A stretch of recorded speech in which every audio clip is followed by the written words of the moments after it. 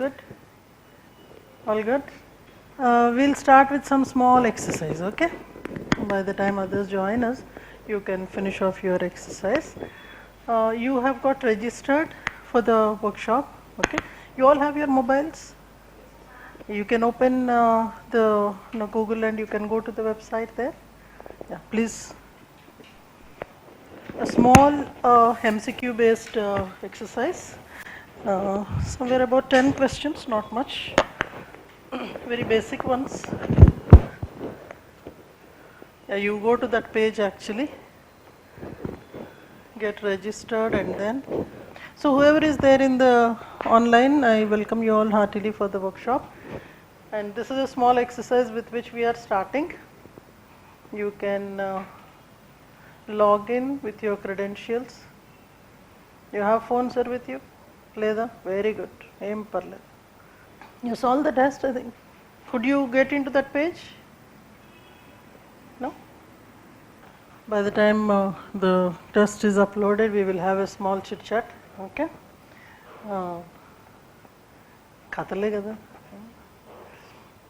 So you are all new to this field, or you have been in this field as veterans? War veterans? No? How many of us are there for the first time? I mean, first time nannu kalavadam ani kaadu, first time to this exam? No? Okay, good. So with the optional you are starting, or you have been into general studies, you have been studying general studies earlier? నేనేం క్వశ్చన్లు అడగను అబ్బా, చెప్పు అట్లా చూస్తావు. So you've been studying years for some time? Yes, very good. You have to say yes, because right from the childhood you are studying. The same NCRTs ఆ రోజు చదువుకుంటే బాగుండేదంటారు. So and whatever you are going to attempt there is from the NCRT alone. And when you came to this workshop today, what is there in your mind? Because before I start talking to you, by the way, you know me. Yeah, I'm the faculty for anthropology here, and I will talk about myself a little while later. But when you walked in to attend the workshop, what is the expectation in your mind? అంటే ఇప్పుడు expectations అంటే expectations ఏనైనా ఉండొచ్చు కదా, ఒక క్లాస్లోనే anthropology మొత్తం నేర్చేసుకొని రేపటి exam రాసేయాలి అనేటటువంటి extreme expectations కాకుండా, what was the expectation from the workshop? With some agenda you come, right? Something is there in your mind. What's the agenda? Sir, what's your name? Prashant. We met before? No? Okay. So what was the expectation, Prashant, when you were walking in? అది చాలా ఉంటాయిలే అబ్బా, ఎక్స్పెక్టేషన్లు ఏముంది? అదే నేను ముందు చెప్పాను, extreme expectation అయితే నేను చెప్పేసాను. రెండు చెప్పు.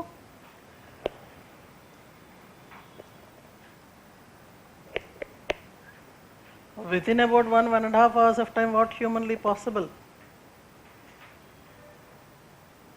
అంతేనా? ఏం ఎక్స్పెక్టేషన్ లేకుండా వస్తారండి, అస్సలు భలే ఉన్నారబ్బా. మీరు సార్ మీ పేరండి? Subino Salam. What should I call you? If you haven't registered, you will not be able to check in. And the white page that is given to you is to write something else. Don't use it for anything else. I'll tell you what to write on that later. Any of you who gave prelim this year? Okay. What was the experience? Rakarakaluga undi master antena. What's your name, sir? What's your name? Abhishek. How was the experience? First time you wrote? Yes. Prepared or just like that? Understandable.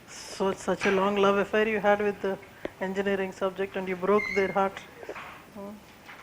The choice of the questions, though it is from basic general studies, I was trying to look at commonalities between general studies and optional. Based on that, the questions are framed. Activities. Sometimes we try to do that. I know, that's good, but sometimes bad also. Sword with a double edge. Finish fast, then we will start talking. You attempted? No, you didn't want to. No problem. You can do it back home also. If your registration is there, you can do back home. If you are done, you let me know, sir. Generally, when somebody gives you an exam or test to attempt, how do you feel? You feel tired even before starting? Or you save your skin without attempting? You find some kind of an excuse, stomach ache, headache, gallbladder pain, kidney pain and all that? Or you are joyous to present whatever you know? You thank the opportunity that you have been given? Generally, that is the kind of a tendency students have. They try to save their face without giving an attempt. They think that it is a secret affair between yourself and the examiner in UPSC. But for that affair to flourish, you have to do your background preparation. You must be wondering that I called you for a workshop here to talk about anthropology, and I am asking you to try some kind of a questions and all, but I think that's the best way to start with, just to expose yourself, bringing you into the class. And also because we will also be having one writing exercise today. You will be given one question. What question we'll see later. Interesting one, of course. And so how do you enjoy writing? MCQs तो खैर bubbling का ही है, but how do you enjoy physically writing subjective answers and all? You like it? Huh? ఎందుకు అంత ఆలోచన ఇట్లాంటి ఏమనుకోవాలి నేను 8 వేస్తాను. That's the major cultural problem with Indians. We cannot make out whether we are saying yes or no. We follow the buffalo, kind of. In all directions we move ahead. How many of us really love writing? Subjective thing. Beautiful, beautiful. Thank you. How about others? You don't want to write? You don't want to write? Then UPSC is going to be a tough nut. You will not be able to. Enjoying to write is very much important. How many of you have had the habit of writing letters? Any kind of letters. Leave letter, love letter, or letters to the parents. Do you? Unfortunately, this generation has not learnt that. When was the last letter you have written? To anybody? When was the last letter you had written to anybody? In college, evariki? Leave letter. Very good. Elaga? And then you got leave? Very good. Bara sir aithe. Baad adigada. Inka? That's all? Direct. Ante gaani oka personal letter lantidi. 7th class. Ippudu edi class? BTech finished you. Oh, good. 7th class. Still remember writing to him? Okay. 4-page letter. Beautiful. Beautiful. Very nice. That's all? Love letter. Oh, super. నువ్వు చెప్పు నేను వింటా అసలు. ఏం పేరు నీ పేరు? లక్ష్మీనారాయణ. ఎవరు ఇంతకీ అవతల కేసు? గర్ల్ ఫ్రెండా? మొత్తానికి వర్కౌట్ అయిందా లెటర్? నో చెప్పిందా? Very good. బాగా వర్కౌట్ అయింది. బాగా వర్కౌట్ అయింది ఎందుకంటే అది నో అని చెప్పింది కాబట్టి నువ్వు ఇక్కడ ఎగ్జామ్ రాస్తా ఉన్నావు, లేకపోతే అక్కడే ఉంటావు కదా. It's very good that it worked out well. So I think those skills you have to learn now. Now what you are going to write in UPSC is a love letter to the examiner. Whatever, because you are not going to be physically present there, through your skill of writing, through the kind of mesmerizing skill, you are trying to approach the examiner. Writing maybe the official diaries or work diaries or personal diaries, letter writing, story writing. Story writing, anybody? Short stories, long stories, novels. What was the last story you have written? Summary of a novel. Beautiful. These skills are very essential, sir.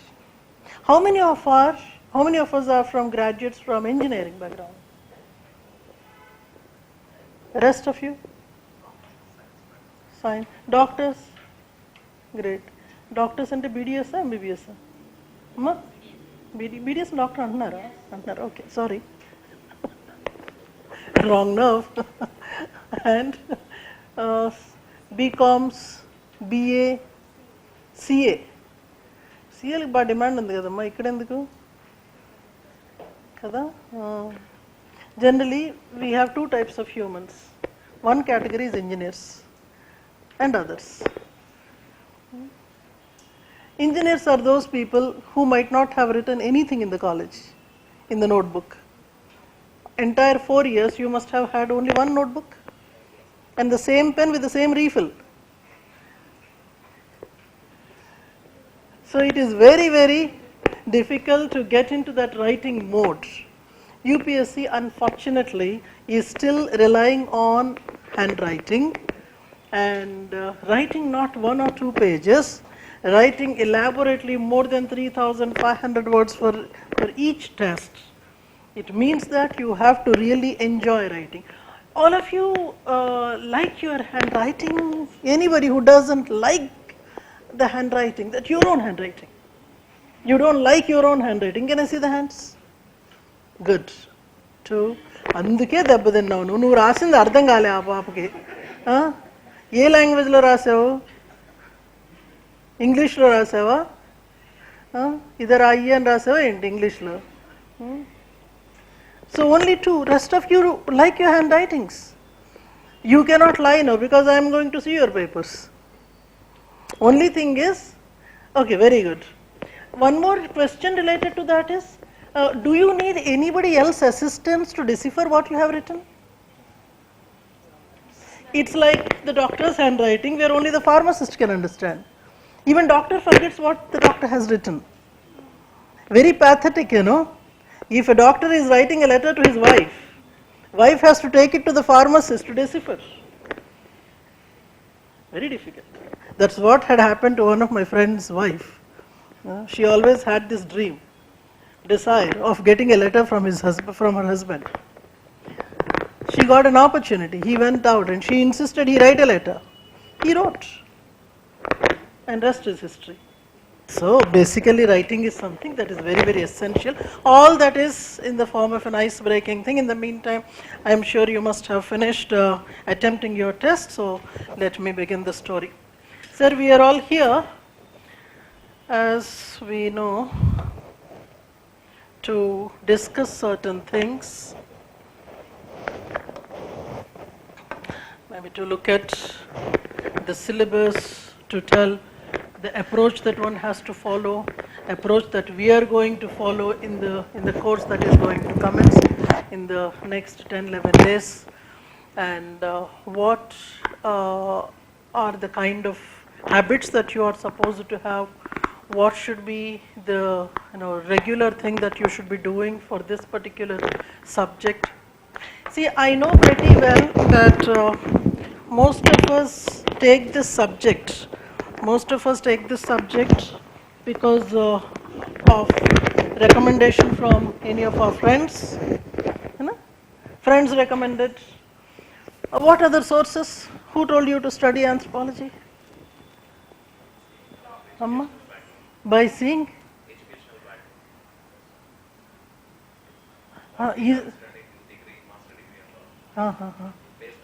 So you check the syllabus and what did you study? Botany you studied? MSc botany తీసుకోవాలి కదా. నా name పేరు మీ పేరు Vinod.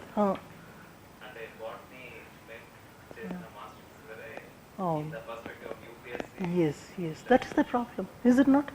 Electrical engineering. I know a very close friend of mine who took civil engineering in his graduation because he wanted to crack civil services. And he thought civil services and civil engineering, they are very close to one another. అక్కడికి వెళ్ళిన తర్వాత ఆయనకు అర్థమైంది ఇది వేరే అది వేరే, both are not same. అప్పుడు then he realized and he tried to take the other subjects, the engineering subjects and all that stuff. Unfortunately, we have not been loyal to our subjects. But can't help it. In war, anything is reasonable, you can do anything. But then, what is the motive behind taking this particular subject that drives you? Most of us must have taken this subject not because you love the subject. See, 2004 onwards I have been teaching this subject. అంటే ఎన్ని సంవత్సరాలు అయింది నాన్న? 21 years అయింది కదా, long race. In those 21 years, అంటే మీరు పుట్టారో లేదో నేను స్టార్ట్ చేసినప్పుడు కదా, very good. In this long time with UPSC, in the whole career, I must have seen 8 students who had done their anthropology and chose this subject to write UPSC. So you can actually see, because this is one very common question people come and ask, can we take this subject because we did not study anthropology? When UPSC is notifying one subject, providing an opportunity to choose one subject, from any background, you can pick up the subject. So if you have not studied Sanskrit literature, but then if you want to take Sanskrit literature as your optional subject, you are very well, and suppose you are from the medical background, you would want to write with civil engineering, very much possible. If at all you are in a position to answer questions from there. So as far as this subject is concerned, we do not see many people who might have studied anthropology and came here. Even professors in the universities thank UPSC for so if at all you had that question, you need not bother about it. You may perhaps thank your friend, whoever it is might have recommended. Second thing, some of you might have seen the syllabus and decided, like Vinod, without taking anybody's advice, you must have taken a look at the syllabus and then you thought, how many of you, apart from Vinod, doing your own research and trying to zero it yourself, ఏం నచ్చింది? చిన్నగున్నదా?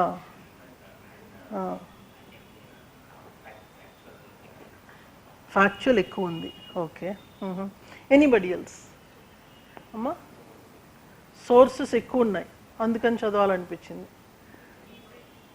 Easy to availability of material. Okay. Anybody else looking at the syllabus, something has really attracted you and hence you chose the subject? Amma, static అని ఇప్పుడు మార్కెట్లో రకరకాలు మాట్లాడుతుంటారు నాన్న, ఇవి common things అనమాట. చిన్ని సిలబస్, స్టాటిక్, ఇవన్నీ those are all created stories.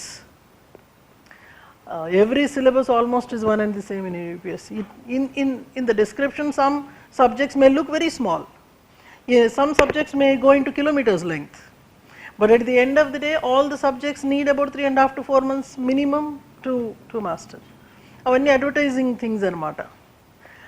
Definitely it is not a totally static thing. How it is, you will understand over a period of time. Anything else? In the syllabus I liked this and hence I took, such as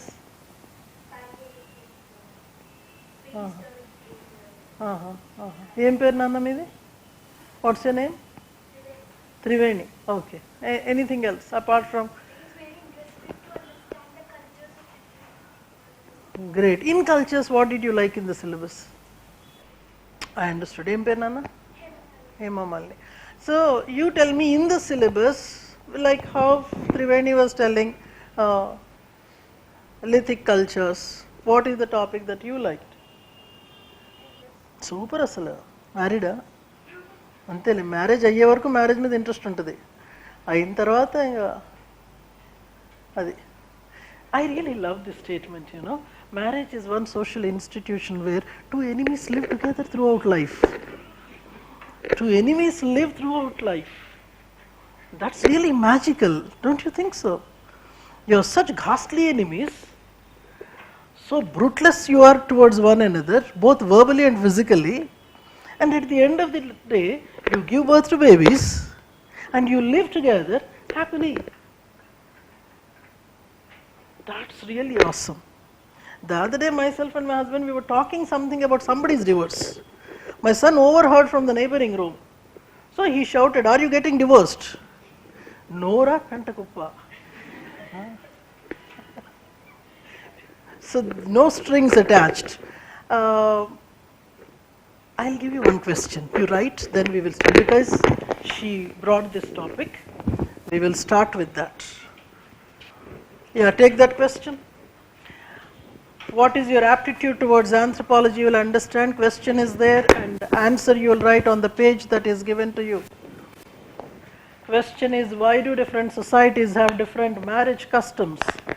What can these differences tell us about human culture? Write your own views. I don't want to see something like an anthropologist, a seasoned fellow writing, an amateur who can make some sense out of that question. Take about 10 minutes, attempt your answer in about 150 to 200 words. If you want to write more than that, you're most welcome. And then we will upload it for an evaluation immediately. Write your feelings. And anything in general studies, if you have heard about it, the general knowledge you have about it. Anybody married here? Okay. Oh, Meer Gudana, sir? Only 2 girls? No male members here who are married? Anta late? How old are you? 20? 24 and a half. ఈ అరలు ముప్పావులు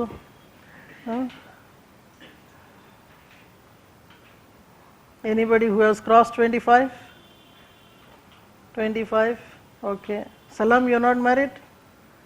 Arre, late aitundi kada.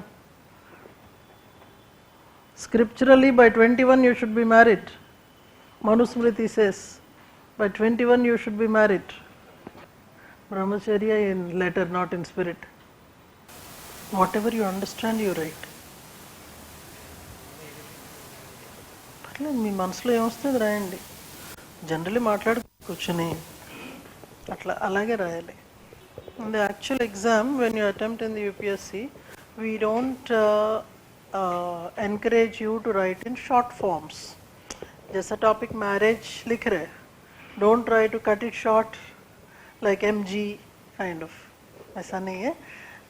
Generally, other than things like commonly used practices like etc., etc., we discourage such kind of short forms. One major other problem which I find in students is overwriting, scratching, overwriting. That's also a thing that is very negative. It shows that your thought is not clear. ఏం మాస్టారు అసలు marriage మీద ఏం feelings లేవా? ఏదో ఒకటి ఉంటుంది కదా. I thought at least a few of you can upload the answer. Done, madam? ठीक है, आप अपना उसमें you try to take a scan and upload the answer. You just check the. By the way you write, I mean the handwriting, whether you are writing carefully, carelessly, that also shows your intent, your preparedness of the subject. Examiner can easily understand whether you are writing casually or with a lot of love. Writing with love is very important. As you keep writing, let me also know from you, when was the last essay that you have written? General essay topic, any essay. When was the last essay you have written? బీటెక్లో SL రాసినారా? Super నాన్న. నువ్వు ఏ college? Okay. ఎందుకు రాయాల్సి వచ్చింది? Great. What was the topic?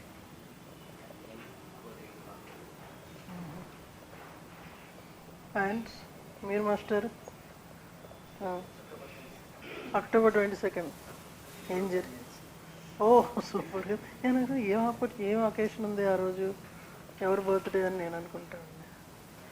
Good good. And ఏం పేరు మీ పేరు?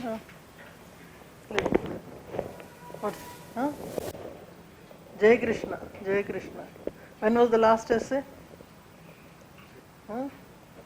గుర్తు కూడా లేదా? గుర్తు చేసుకోండి madam. 12th grade, very nice. You remember the topic, so as a part of the exam. Your favorite tourist site, అలాంటిదా ఏమన్నా? My favorite leader, women మీద, why women are so Phil. Lovely. Very nice. ఎలా సాధ్యం master మీకు? Did you upload, beta? Did you upload? Got your review? Okay, take it. Done? Tittinda? Did you upload? Do it, please. So you were asking about the use of online activity, etc. At least once in 2 days we will be writing something. Sometimes every day we will write an answer in the class. We will upload for immediate evaluation. So it's better you have your system with you. Not yet. It is under construction, but through the website and portal we are doing right now. If at least a couple of you got the reviews, then I will talk about the syllabus and various other things. Basically, I scheduled this writing exercise towards the end of the session, but culprit is Hema Malini. She took the topic marriage. Done, bache? Got it? Can I see? Can I see? Review? Can I see the review? Okay. Can we? If you have done? Those of you who did not complete writing or who still have the urge to write and get the feedback, you can, I think, do it back home as well and try to see your own aptitude towards the subject. That's, I think, is very, very important. Let us begin the story. So I was mentioning this, that some of you might have seen a part of the syllabus and maybe you thought this subject might do well for you. Right now, I am trying to take you to one of the very commonly asked points by the students. Though this should not be the basis for selecting any subject for that matter. Every optional subject has got some part of intersection with general studies. Every subject has, and that should not be the basis to choose an optional subject because those 500 marks are unique in them. Whichever subject you take when you are writing similar topic in general studies, the orientation, the approach is very different from when you are attempting in your optional subject. Nevertheless, just for the heck of it, I thought I'll bring these kind of statistics as well. So, I mean, in a very elaborated way, I tried to make a mention to you to see to what extent there might be an commonality in the syllabus, though questions wise, depth wise, there might definitely be a difference there. So each paper has got its own components, like Indian culture out there, and then social justice related issues, and then various environmental studies, ethical issues. Ethics and general essay are something that's where your anthropological approach is going to be very highly rewarding. The kind of philosophical essays that are being asked, that is where you definitely have an edge. See, when I am saying this, this is not a statement that is given to maybe attract a student to the subject. It is never like that. Basically, see, when you are studying a subject, every subject has got its own philosophy, has got its own chemistry. And if you are truly studying any subject with the kind of involvement that is required, there would definitely be a transformation in the thought process. If by studying a subject there is no change in your personality, in your way of thinking, I don't think you have really learnt it. But truly, if you have learnt this subject of anthropology, there is going to be a true difference in the way you start to look at the things. Okay. When I am saying this, yeah, by the way, I did not introduce myself. I will introduce. I know it's more than an hour ever since we are together, but then my name is Sosin, as you must have heard and came. Though in the first go, people get confused about my name. In the first place, it doesn't look like the name of a human in the first place. Several people said even that, and some students say that it looks like the name of an analgesic.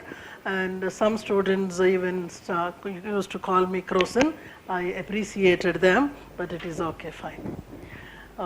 This is a Persian name. My grandmother was a Persian scholar, so she gave me that name, which means the flower of the heaven, and that's how it is. I believe in giving that heavenly happiness to whoever I meet. And in the first row stand are the students. I love being with the young people because that makes us feel young at heart, and we learn so many things from the young people year after year. It makes us possible to keep ourselves abreast with maybe the technology, maybe the way of thinking, because the same lecture, if I was giving about 15-20 years ago, it was very different when I start to talk to the people of your generation. So connecting myself to the young people across the generation is something that is very rewarding being a teacher. Okay. And I am a field anthropologist. I was a civil engineer, by the way, and I was there for a very brief time on the field. But I was not the one who took civil engineering for civil services. I was not the one. It was my friend. I wanted to be genuinely an architectural engineer, but somehow, life takes twists and turns and things like that. After studying so many subjects and all, I finally got settled with anthropology, and I'm a field anthropologist. I love being on the field, and I always try to bridge the link between the students who study based on theory, because you're all people who did not do your graduation, post-graduation in anthropology. You are solely depending on the book knowledge. The field kind of a knowledge, I try to fill the gap by doing research on the field. And that's how it is. My last major assignment was in Australia, Queensland, and recently I was associated with the museums and culture studies in China, Beijing, culture centers in China. And I'm also trying to get associated with various archaeological sites there where we are permitted to explore. And I tell you this, one of the very important things that you learn in anthropology is not judging people, not coming to quick conclusions about people, about cultures, and about their behavior. That's but natural, suppose we talk about, say, India and Indians. What comes to your mind? When you say India, what comes to your mind? Broken infrastructure, beautifully broken infrastructure. All your bones are set right when you're traveling on the bumpy roads.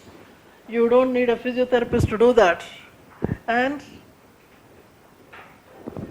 ma'am, different cultures, languages, customs. What is India for you? Unity and diversity. చెప్పుకోవడం బాగానే ఉంటుంది బంగారు. పుస్తకాలు బాగా చదివారు, theory. And anything else? I appreciate. And antena, broken infrastructure, different cultures, in a single line, unity in diversity. What is India for you? Polity lo combination e undi nanna. Dictatorship and democracy. Dictatorial democracy, it seems. Chala chotlu undi kada nanna. Many countries have this. I mean, don't answer this for the sake of answering. What you're trying to do is a typical UPSC kind of an answer, introduction, conclusion type. Atla kaadu. When a question is given to you, what does your heart say? What is India for you? Too big to know. Okay. Okay. Too many experiences. और बताइए. What is India for you? Chaitanya, you said? Chetna. Great. Okay.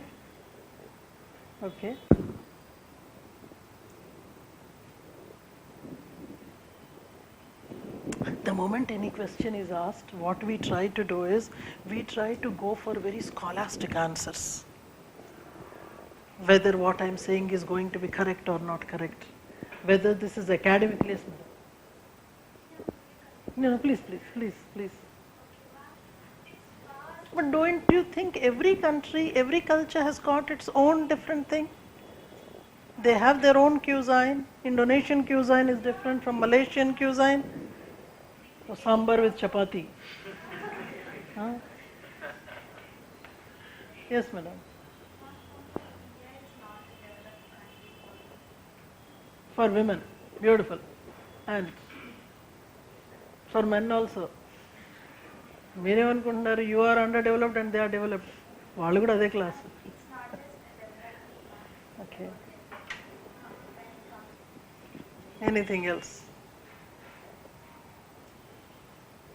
My question was what is India for you అమ్మా village caste ridden. So you ended up identifying what may be the strength or what may be the weakness. In spite of all this, you still are attached to it. Why are you attached? If so many drawbacks are there, you're still attached to it. Why?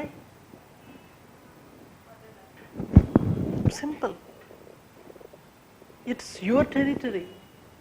You belong here. And yeah, definitely when you are getting into the services, the kind of loss that you pointed out, don't you think your senior batches, your seniors who had got into services, they were also sitting in the same chairs? They also might have given the same kind of, identifying the negatives of our own country. But why did they not change?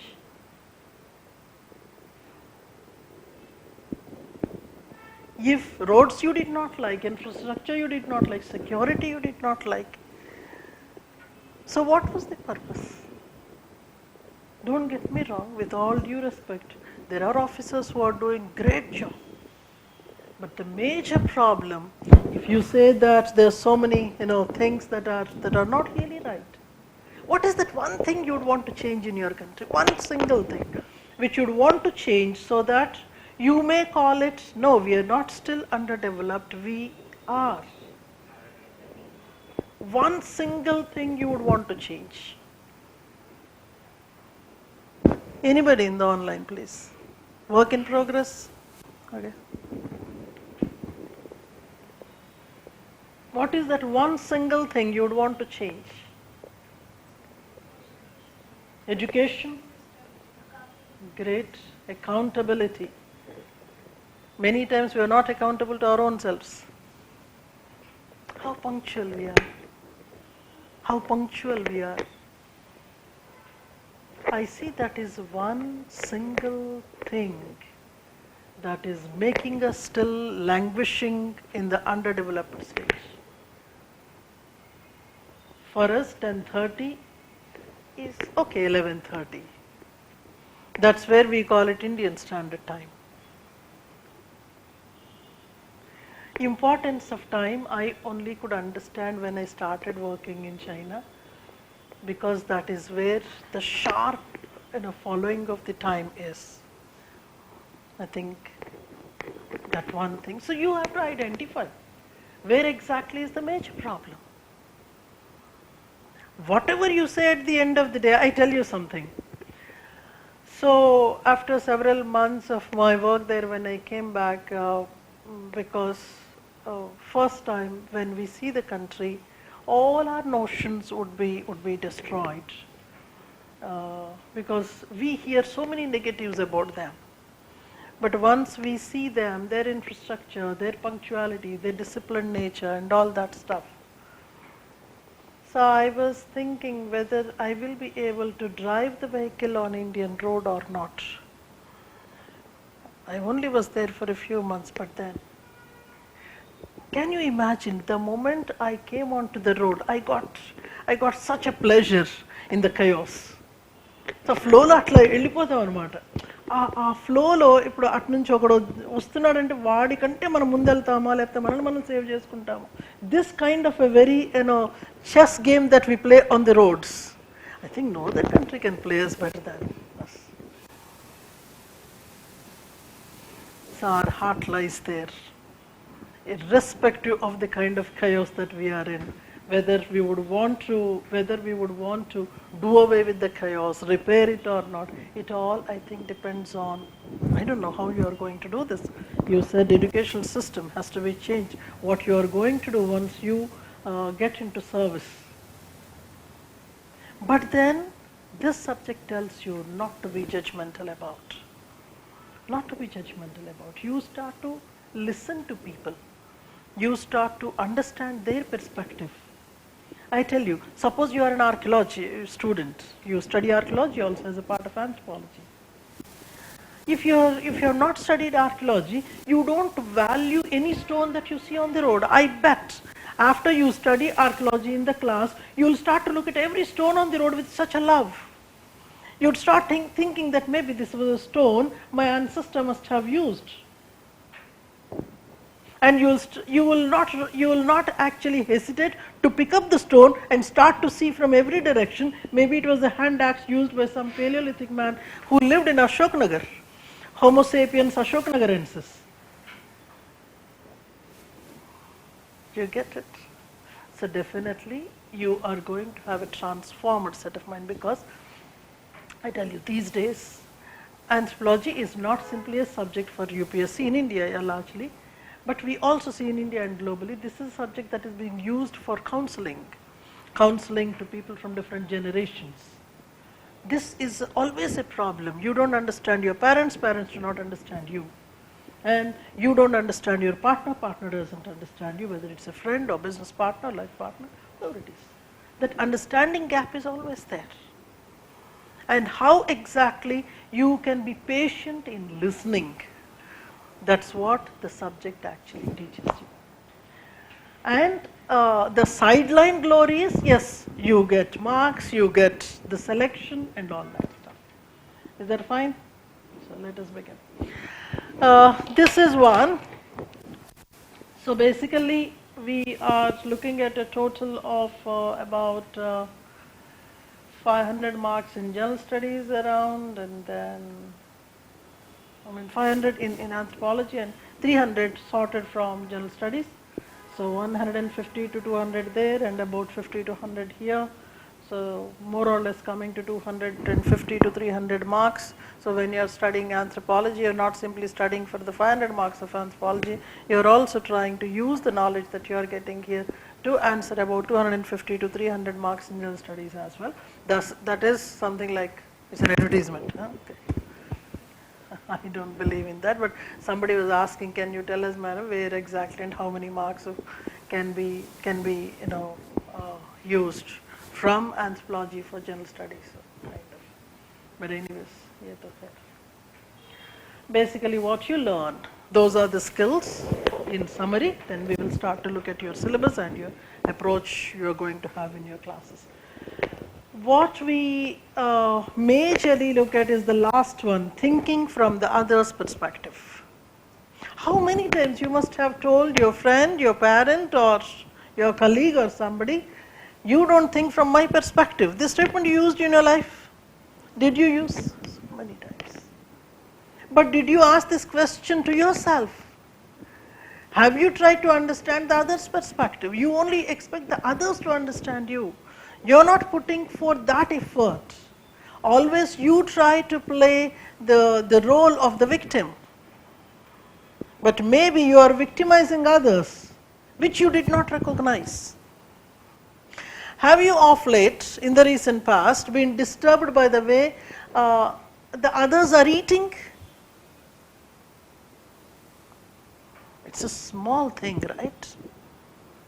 You are having food in the neighboring table, or somebody visited you, you visited somebody, the way they were taking food is not really for your liking. And you felt very odd. Either you started to nurture a negative opinion about them. Pure vegetarians here? Oh, so many people. Why? Why? Why are you pure vegetarians? What went wrong with you? Are not well? What made you pure vegetarians? What made you a pure vegetarian? Called us? But even Sikhs have non-vegetarian, right? Mir Nana? Why vegetarianism? You don't like, why? ఏం పాపం చేశాడండి పాపం కోళ్ళు ఇవే కదా పాపం and hens are vegetarian right లేదా they are not vegetarian they eat non-veg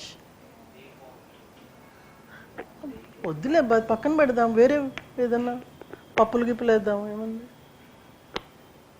so how is your orientation towards people who eat non-vegetarian you feel icky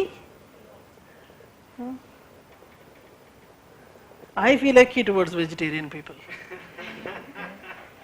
Don't know how they could eat those carrots and beetroots and stuff and live on them.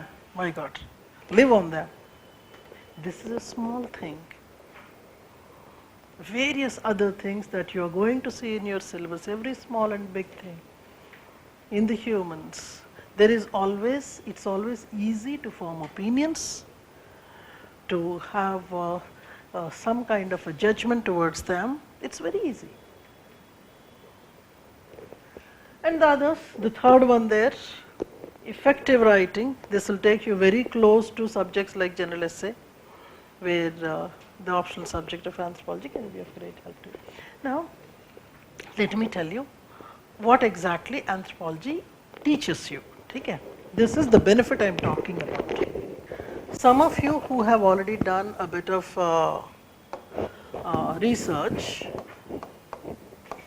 you must have seen that the syllabus deals with man, not human for that matter. Your syllabus in the very first chapters, chapter 1.3, it gives you various branches: socio-cultural, biological, archaeological and linguistic anthropologies. So going by that, man is the central theme. You learn about biological evolution. We otherwise look at it from the point of view of organic evolution and also evolution due to adaptation. This may be one major thing. I am trying to give you the crux. Second thing is culture, its evolution.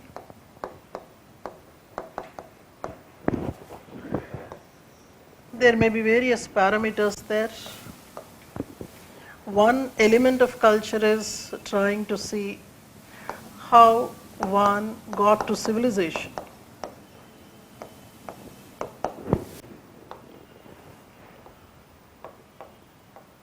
Your syllabus shows there all these elements here: human evolution, emergence of man, what are the characteristics of primates, and who are the people earlier to Homo sapiens. All this is the biological evolution we are looking at. Your syllabus takes us to things like cultural evolution as well. So how various lithic ages have emerged, etc. And as a part of cultural evolution, we see all those various systems your syllabus talks about, like the institutions of marriage, institution of family, things like economic institutions, political aspects and all that stuff.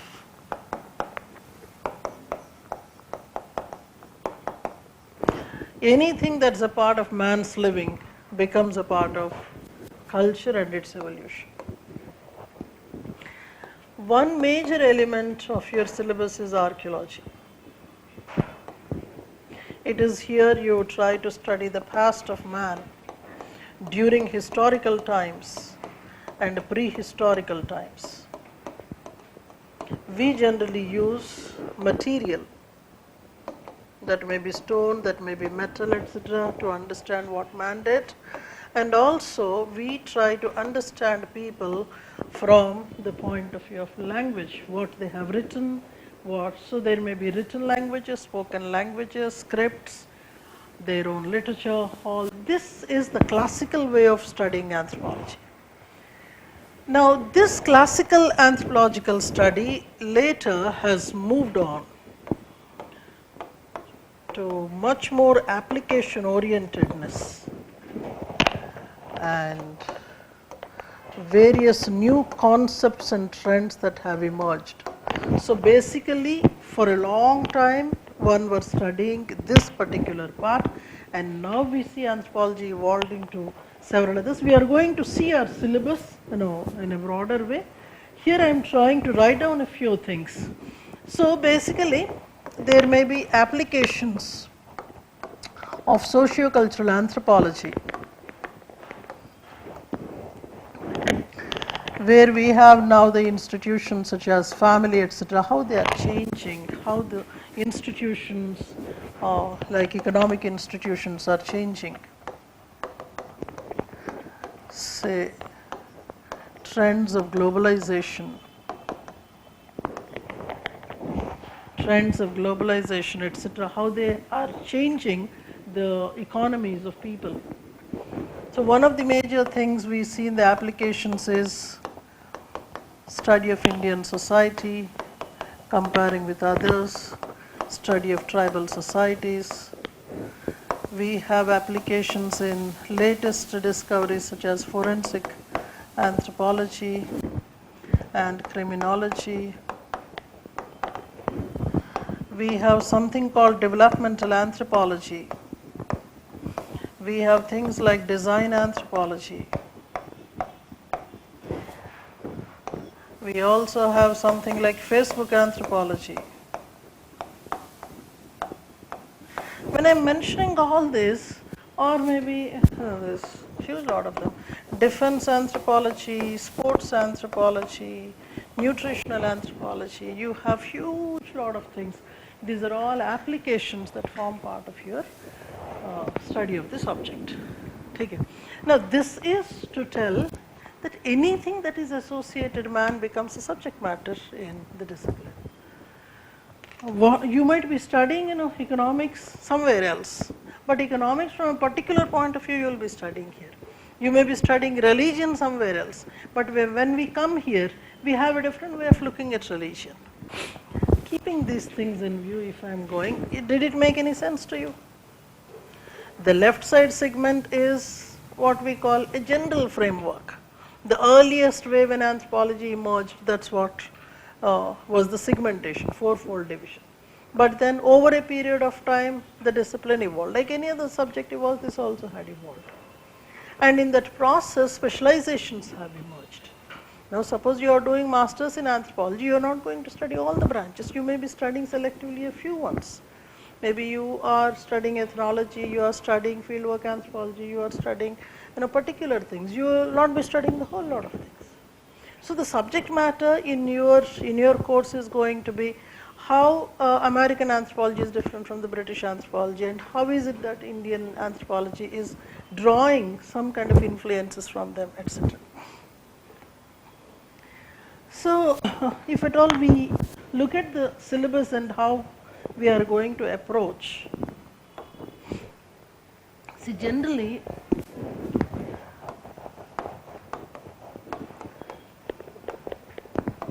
you can study this subject from anywhere in.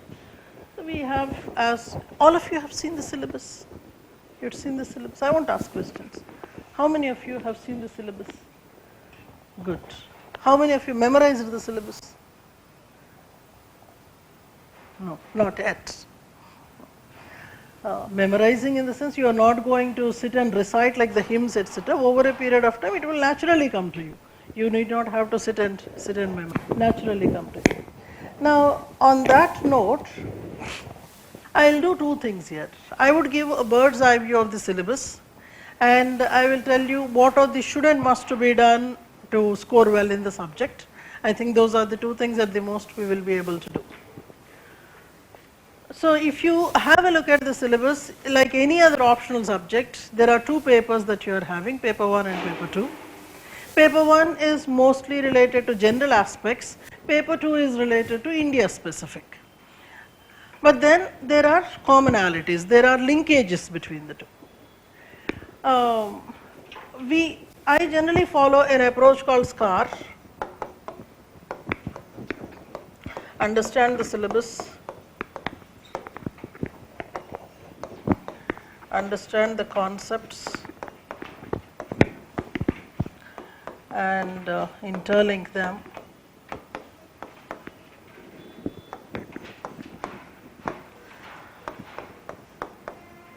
Learn the applications for the current times,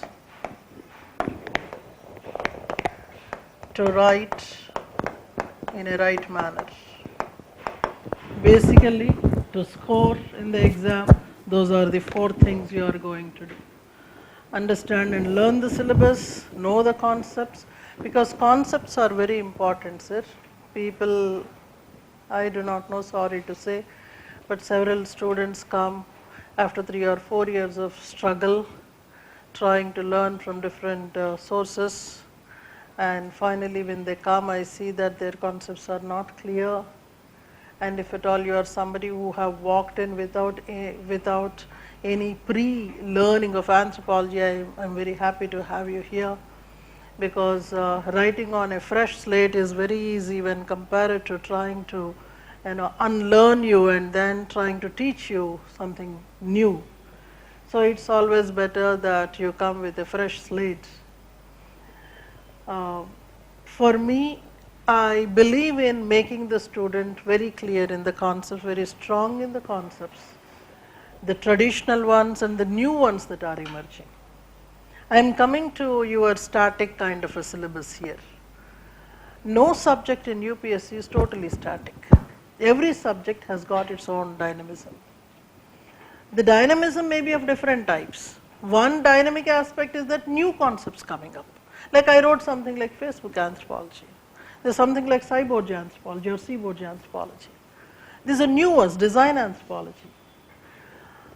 These are the new concepts that are coming up. You don't see them in your regular syllabus, but UPSC gives at least 1 or 2 such questions in every exam, especially in the compulsory questions, so that they see whether you are abreast with the latest changes or not. This is one element of dynamism. Second thing is,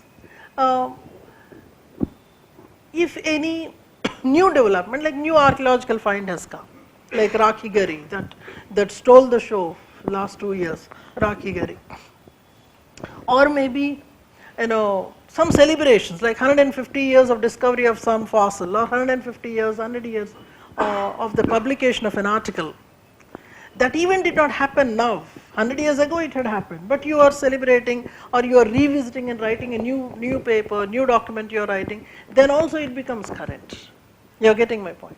And this subject, because it depends a lot on tribal anthropology, some tribal development initiatives have come.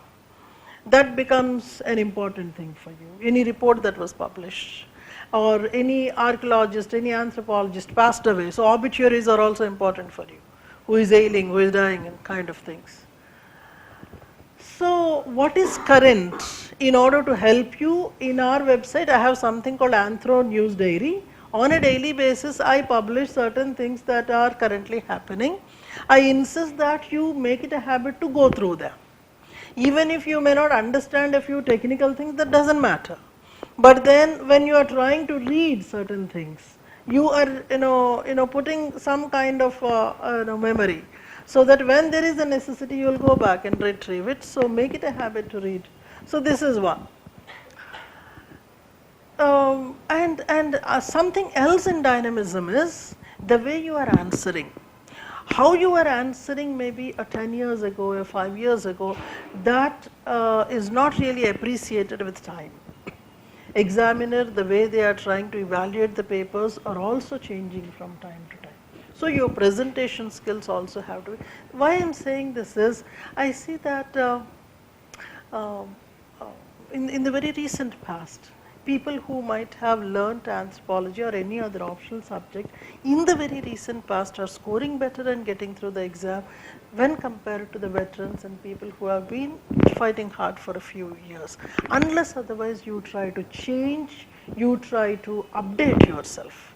So constant updation with the recent things is very much important. You're all there? So when we are talking about, I mean, all these are the questions people keep asking me. So based on how people ask questions, I am trying to tell you, what should be the approach and how we follow.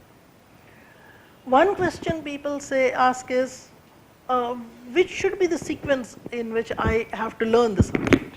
You can actually start from anywhere. You can start from chapter 9 in paper 2, chapter 12 in paper 1, doesn't matter. But then there are certain popular ways. One popular way of studying is starting from anthropological theories. First you learn the theories, then sync it with anything else. In your batch, what we are trying to do is, we are going to go in a chronological way, chapter 1 to chapter 12, chapter 1 to chapter 9 in the papers. But then let me tell you, from whichever chapter you start, you are going to have certain new terms that you are getting, those terms that are there somewhere else in the syllabus. So we will have to do a slight hopping. When I am doing, say, political anthropology, I might have to talk about something else from some other topic. So that kind of a dependence will be there. But in any sequence you can do, but whenever there is an intersection, for example, when you are studying archaeology in paper 1, say lithic cultures you are studying, it is more advisable to do the Indian archaeology and global archaeology together, so that you have at the same place, how is the Iron Age in Europe different from Iron Age in India? That gives you a broader understanding. That's where I say concepts and interconnections. Interconnections beyond the chapters, interconnections beyond the papers. Remember, I'll also tell you this, that the examiner is no more sticking to paper-wise giving the questions. See, previously it was like there were 2 sections in each paper. No, you must be knowing that. In paper 1 there are 12 chapters. Your syllabus gives in paper 1 12 chapters. In paper 2 there are 9 chapters. In these 12 chapters, generally chapter 1 to 8 were given as a part of section 1 and 9 to 12 in section 2. Here chapter 1 to 5 in section 1 and 6 to 9 in section 2. See, as far as your exam is concerned, they are still dividing the question paper into sections. Did you see the question paper anytime? UPSC question paper. We will have to do that right from the first day. Okay? What questions were asked, how the paper looks like. So the paper generally has 2 sections. Okay? In each section there are 4 questions. Section 1 4 questions, section 2 4 questions. And in section 1 what happens is, for example, section 1 and section 2. Okay? Here 1, 2, 3, 4, 4 questions are there, 5, 6, 7, 8 in section 2. Here question number 1, here question number 5, these are compulsory. Okay, and out of the remaining, a minimum 1 question you have to write, and then 1 more question from anywhere, from here or from here.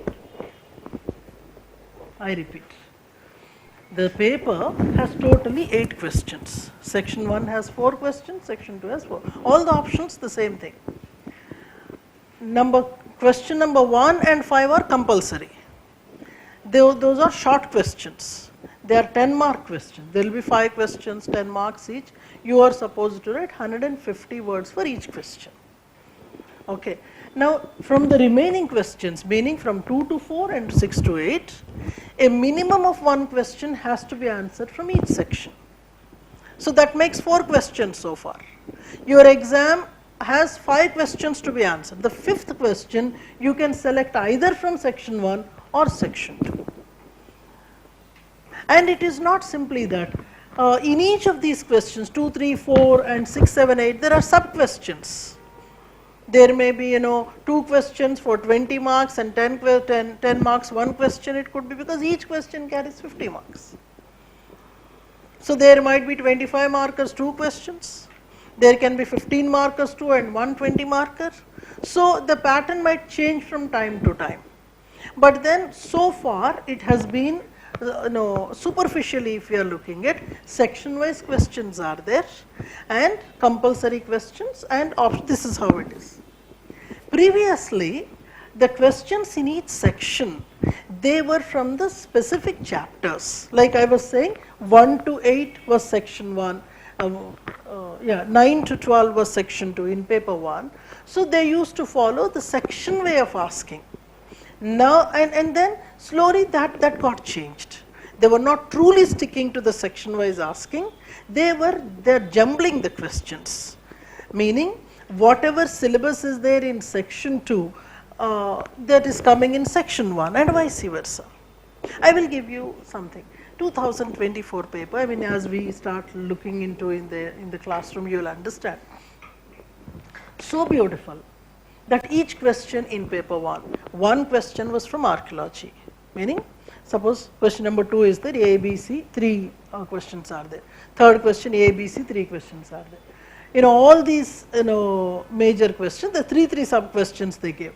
1 question from archaeology, 1 question from theory and society, 1 question from biological anthropology. So you cannot say that I will read archaeology, I won't read bio. I will read social anthropology, I will give up the other thing. No. You get my point. So previously it used to be only social anthropology in all the 3 subparts, only biological anthropology in all the 3 subparts. Now it is not like that. You have to read archaeology, you have to read social, you have to read biological. Very beautiful. It is not simply that. Syllabus across the papers. So the content from paper 2 now being asked in paper 1.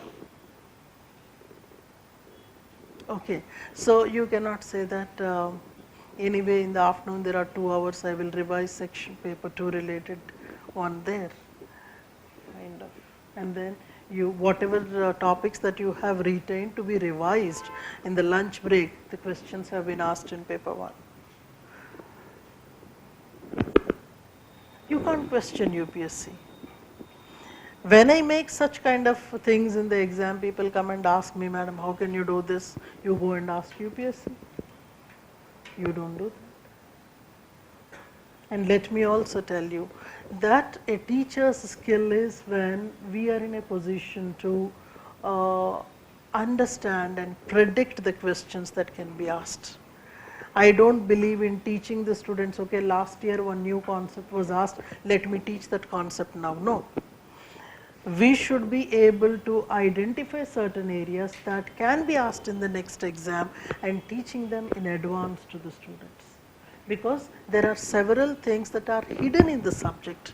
There are, certain things that are openly given in the syllabus. As you are going into the deeper layers of the subject, there are certain small significant things that may emerge as a significant question in the exam.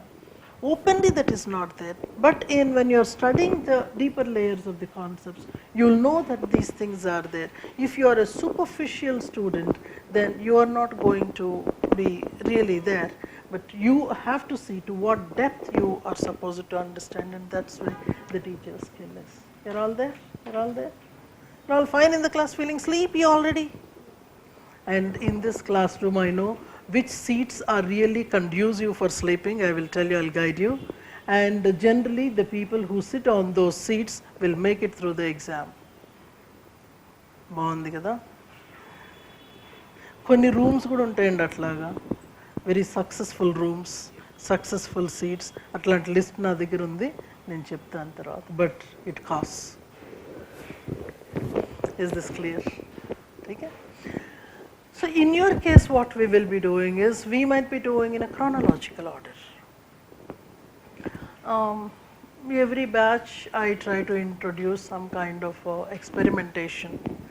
You are my guinea pigs, and all these experimentations really, really, would be helpful. But parallelly, we do so many things. Now, in the syllabus, if we observe, in the first section of paper 1, there are so many things that are mixed up. Societal aspects, cultural aspects, then you have biological elements, all of them put together in chapter 1. Chapter 1 looks to be very long, 1.1 to 1.8. It's a long journey. That's where you study cultural evolution of man, biological evolution of man.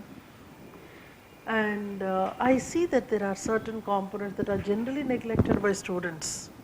That is archaeology. For several people, I do not know why they neglect archaeology. You know that 500 marks is the amount for both the papers. Out of 500, you will see in when we go into various chapters, there were years where 175 marks or 180, 150 marks came exclusively from archaeology, meaning cultural and biological evolution of man, fossil studies. Can you imagine something that is giving you 150, 170 marks? You have neglected that, and you cannot think of clearing the exam. You need not go to the exam yet. Out of 500 marks, if 170 is coming from one single segment, that's huge. So when I start your session on 11th of June, we will go up to maybe mid of October or something. We would do these things like, one is whenever I am giving you the concept, I have to give you a lot of vocabulary because you are coming to a new subject. When you are learning a new subject, new vocabulary becomes essential. And some of you, before taking the subject, you came to me and said certain terms are very new to us, especially when we are looking at human evolution. We know only Homo sapiens, and who are all these fellows who are there in our syllabus? Our past cousins or past relatives, whoever. There are so many tricks through which you will learn to remember the names and all. Today anyway I introduced one name, Homo sapiens ashoknagarensis. They haven't still unearthed such a body, maybe. And under layers of Ashoknagar you might find one. Kind of. But don't worry, every subject has got its own new vocabulary. Whichever subject you take, if you have taken say economics or any other subject for that matter, you will have to learn the new subject, new terminologies. Don't worry about it. So we will see certain terms of the day on a daily basis, and then we will try to learn the definitions and all. And something that is very important for you is parallelly you will be learning about several cultural groups, whether they may be tribes or religious groups, their profiles you will be learning. So that, because I do not know what your friends told you when you were taking this subject. Some of you must have heard that so many examples will be there, you will have to remember the examples and case studies. Did you hear this from your friends? What is it that they told you? What are the essential things to pass with this subject? Case studies, okay. And thought, thinkers, beautiful. And one more please. Case studies, thinkers, and one more. That's all. Books are. First of all, when the students who must have told you case studies, the meaning of case study is also important. Not everything can be a case. A lot of examples you are supposed to give. But then when you say that example, it's not like writing down all examples at one place. It's not like that. That will be very untidy to remember. We will be trying to study various profiles. We call them ethnographic profiles. Meaning of ethnograph I will tell you in the very first class. So we will try to understand several cultures in a totality. Okay, that's the reason why I gave that question, marriage. And some of you have really got to the nerve of it. why a marriage custom, a marriage practice, or how many you are marrying, when you are marrying, it all has so many influences there. It may be the geography, it may be the economics, it may be the political system, it may be the belief system. All these actually come together to make this one system of marriage. So when we are trying to study, we will see the interconnections between them. So my way of teaching will be to establish the concepts with you by interlinking what is there in paper 1 in different places, in paper 2 also. So if I am teaching archaeology of paper 1, I will do that in paper 2. If I am teaching religion in paper 1, so let me tell you where exactly all these things are placed in your syllabus. So in paper 1 in a nutshell,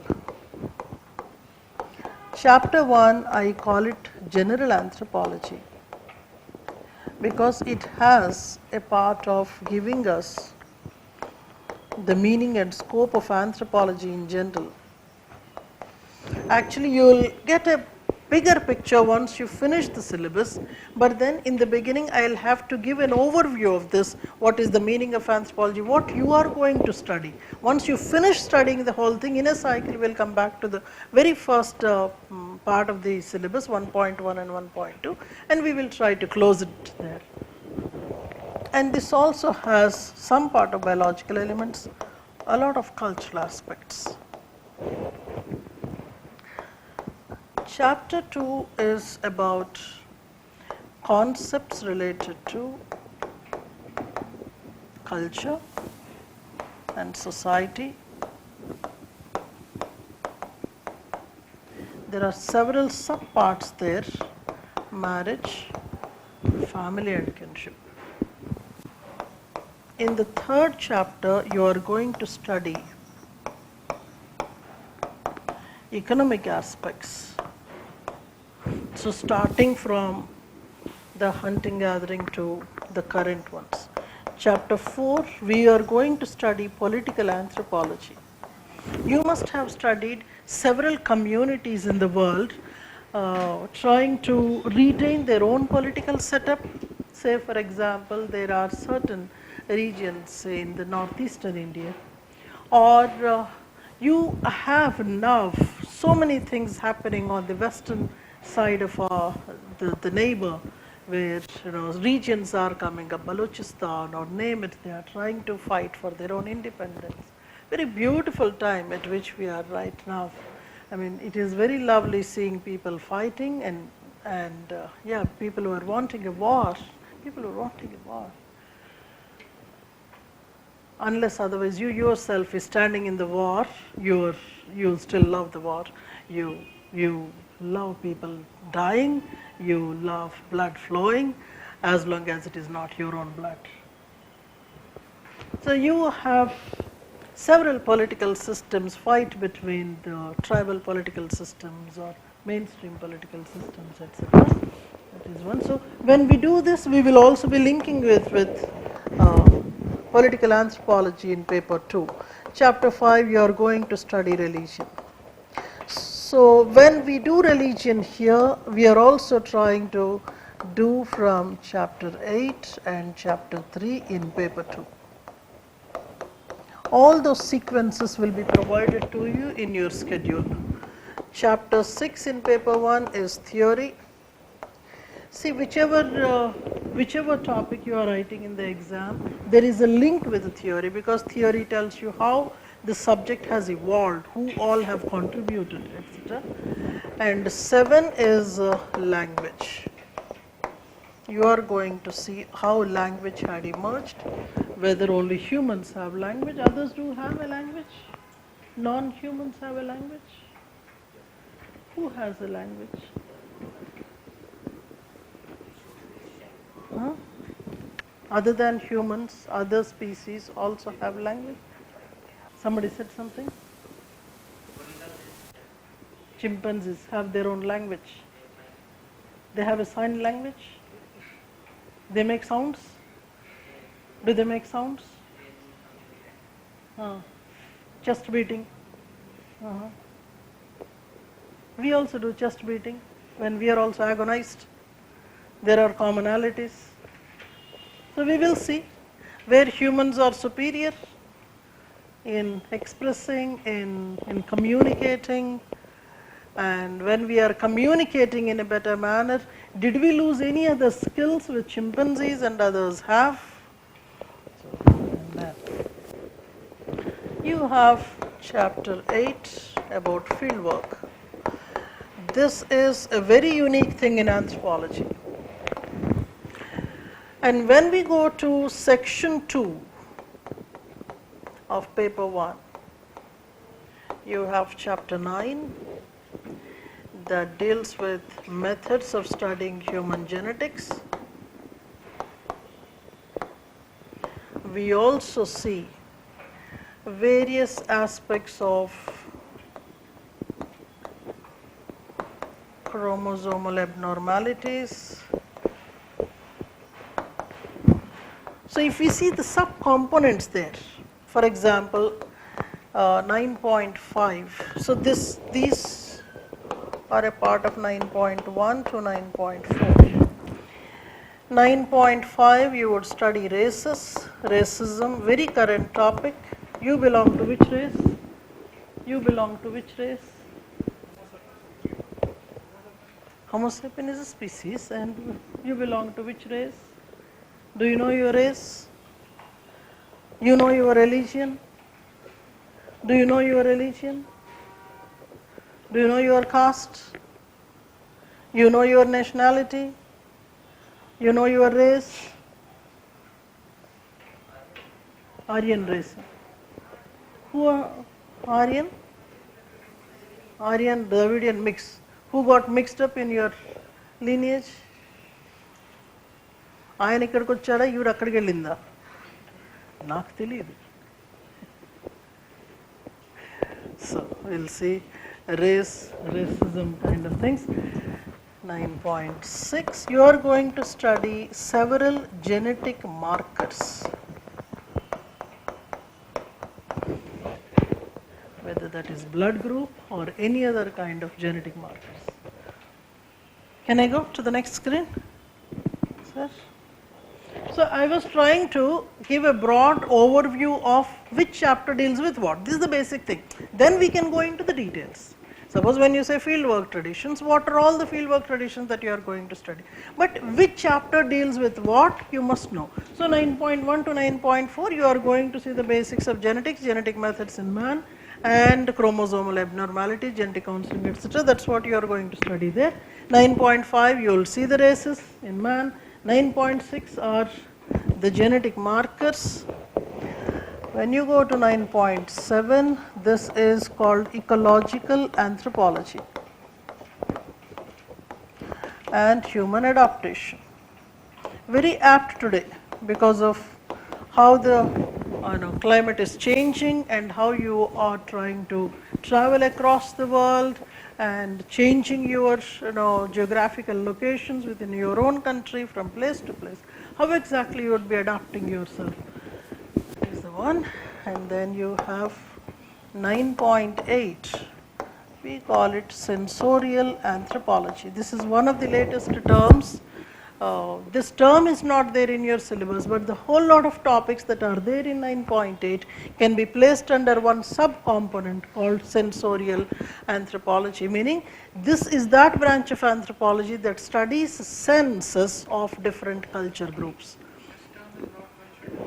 It's not mentioned in your syllabus, but the whole lot of thing put together can be called sensorial anthropology. So smell sense, sound sense, or color sense, these are different in different people, different cultures. For example, the kind of seasoning that you use in your food, it may be common for you, but for others this may be a weird smell, unpleasant one. So when an Indian walks in certain regions of the world, people can smell the Indian.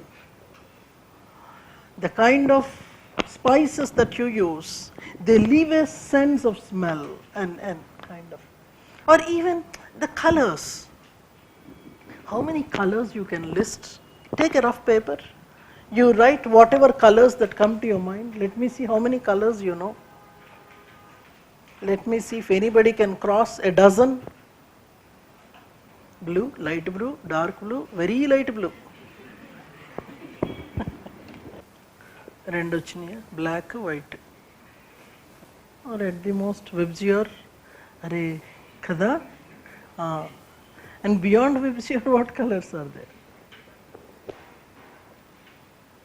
Dark red. How many you got?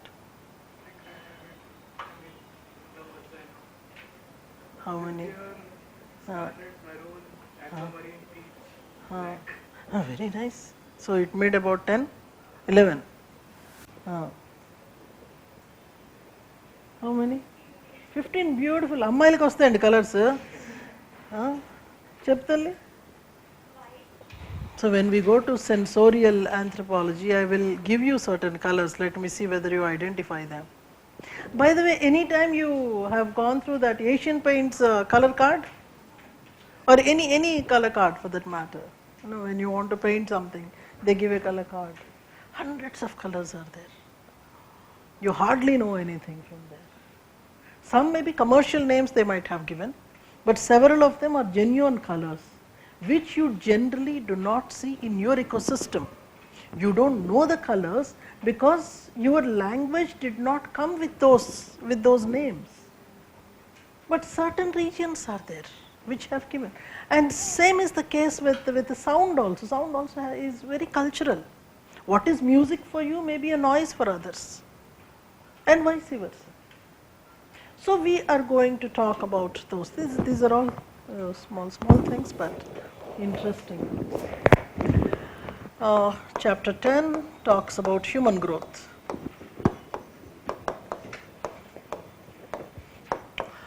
11 is demography.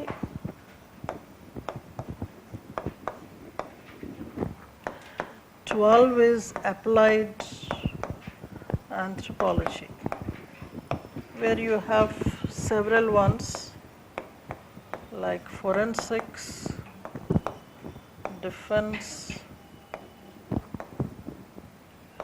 nutrition,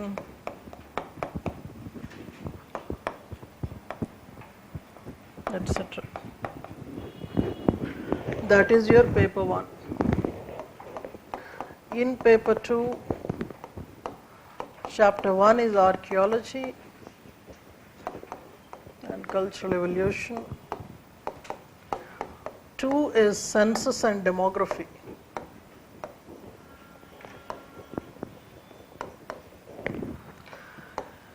3, 4 and 5 are generally placed under the title Indian Society, but otherwise 4 deals with evolution of Indian anthropology,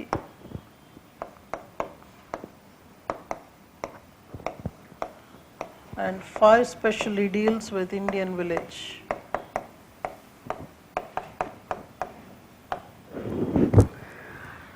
6, 7 tribal problems.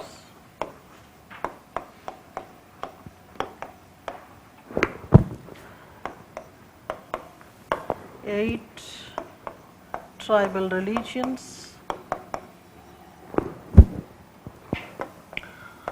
9 deals with contemporary concepts such as nationalism, regionalism, etc. Communalism, regionalism, nationalism, very, very contemporary things. 1 deals with archaeology, 2 census and demography, 3 largely Indian societal concepts like caste, etc. 4 is evolution of Indian anthropology, 5 is Indian village, 6 and 7 tribal problems, 8 tribal religions, 9 contemporary issues of nationalism, regionalism, communalism, whatever isms that you can think of.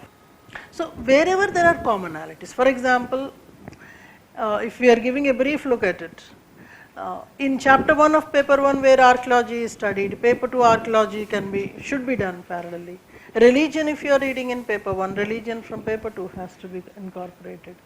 And for example, chapter 11, if you see here, demography, we would be doing along with chapter 2 in paper 2.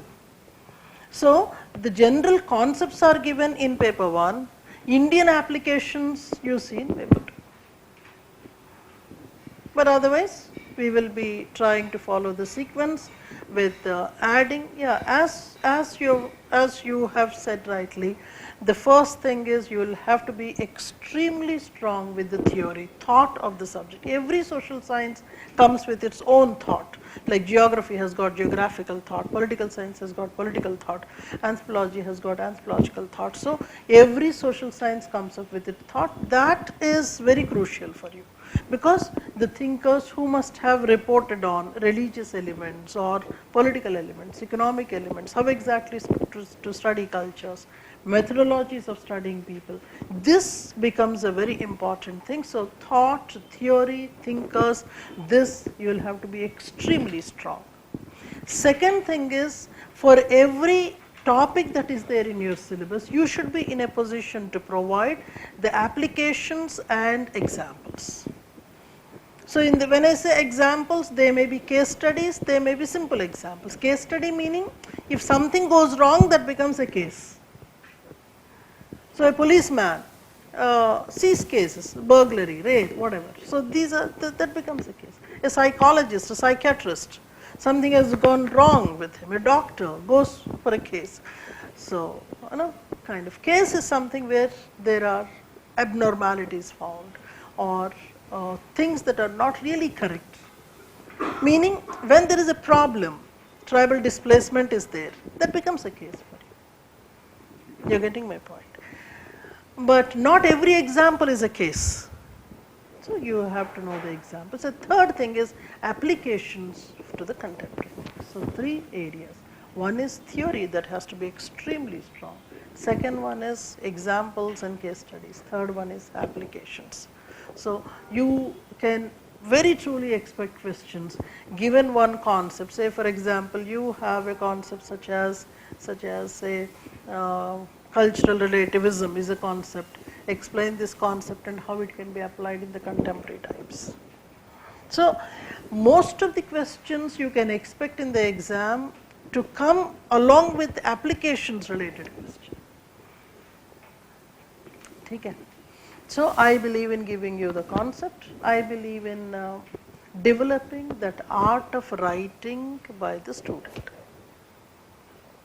I thoroughly discourage model answers. You will have to be given the tool of making your own answer rather than giving a key. If a key is there in the market, it is there with everybody. And UPSC knows. UPSC appreciates your very personalized answer. That's what is the skill that should be. Take care. My way is slightly tougher, but very highly rewarding. Once you master that, you would go a long way. If you have somebody who says that, okay, for every topic I need 4 or 5 pointers, that's it, and that will not pay you. Anything? Any other question? And when it comes to the class, you will be given the explanation of the concept.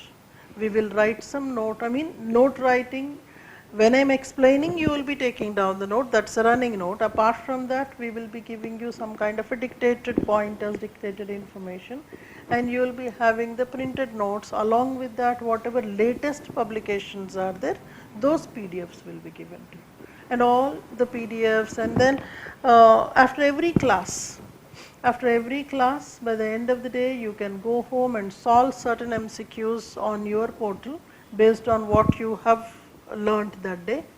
And you will also be having the regular tests. They may be weekly tests, sectional tests, etc. And mostly, tests, when I say, they are there on the Saturdays. Generally, tests we are scheduling on the Saturdays. Well, you come, you write here, and then you would upload on your portal, and I will evaluate and give them back to you, kind of. I strongly believe in making you write. That's very important. Some of the seniors must have told you, she will make you write a lot. You should. both in the classroom and in the tests. And let me tell you, if you are not somebody who is attempting the tests, I cannot see you in the UPSC list. And I don't even recognize who you are. I know you by your script, by what you are writing. Write more, get rewarded. That's when you say what is the strategy to pass the exam, that is the single strategy. Write, write, and write in a right manner. When I evaluate, I write more than what you have written in the answer. Anything, sir? Any questions, any queries, any? When do we hope to be done? I am scheduling it latest by about 20th of October. It may be 1 week late also, but tentatively. So by the end of October, you maan ke chalo. And after that you will have other comprehensive tests and all. But test writing goes on along with the course. So if I am starting on June 11th, July, August, September, October, yeah. By the end of October, you can say. But the formula is very clear. 3 hours if you are sitting in the class, 3 hours back home work you have to do. Because people come up and say, finish your syllabus in 2 months, I will study later. No, that will never happen. Your study should happen along with the course, only then it will be rewarding. So when you are studying back home, you will get doubts, you will have questions, you will approach me, you can get clarifications. I am not saying that after the course I will not clarify your doubts, that anyway will be there. मज़ा तो जब भी आएगा जब आप course के साथ पढ़ो, कोर्स के साथ लिखो. But truly in the first week or second week when you are writing an answer, you may be writing very basic answers, which you will not be able to take to the exam, but doesn't matter. That's how you are going to go step by step, right? The same question if you are attempting after 3 or 4 months of time, your answer will be totally different. But you cannot say that, okay, I will write that answer, not this one. If you are not writing this answer, that answer will never come. So baby steps you have to take first before you go for a sprint. You cannot say that anyway one fine day I am going to go for a sprint, why will I take baby steps? ऐसा है. Any other questions? Why will I tell that in the first class, in the workshop? Come to the course, I will tell you. But jokes apart, there are so many publications that keep coming. They are named journals. So in those journals, in the researches, when publications come, that's where from questions come. That's an open thing. So several journals are there. One has to be abreast with the journals, and UPSC also goes through the journals. From there the questions come. What are the importance of these new topics versus your static that is in the Both go hand in hand actually. Both go hand in hand. So you may say that in every topic we would try to touch upon something new. So examiner might actually pick up that new topic only, or when you are given a general question, you are putting this as the latest trend. So that is where you are a little hatke when compared to your brethren. You will have to see to it that everything that we are discussing in the classroom has to be there in your notebook. At that point of time you may think that, okay, I know everything. Don't think that you are a chitty, the robo. But then anything that you listen, you will definitely forget within 24 hours, unless otherwise you write down and you revise. This is a hard way, but yes. When you chose the toughest exam in the country, maybe in the world, you have to. Amity. Am I allowed to go? Any other question? Any other question? You are also sleeping? Yeah. पहले एक बीवी तो संभालो, बाद में एक को सीख लो तो दूसरी को अच्छे आराम से कर लोगे.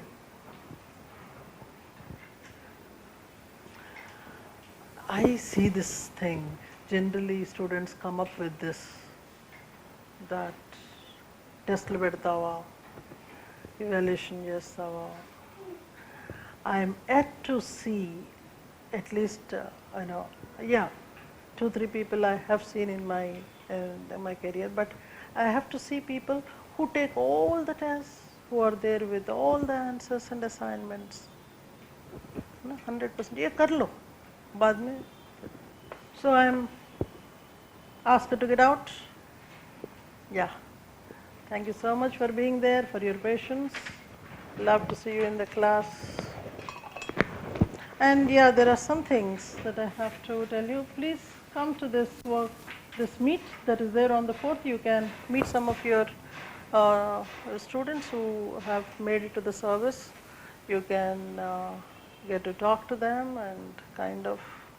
The problem with your generation is there's too much content.